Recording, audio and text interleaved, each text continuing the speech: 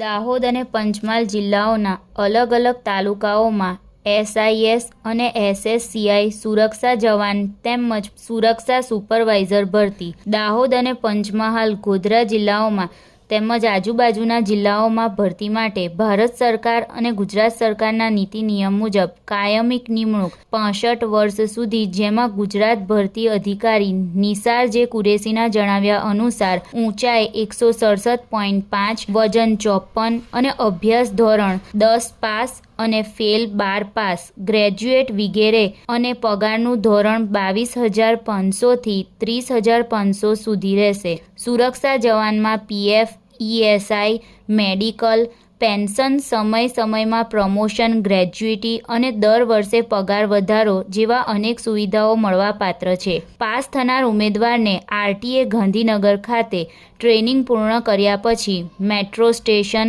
bullet train, airport, bank, ATM, આંતરરાષ્ટ્રીય કંપનીઓ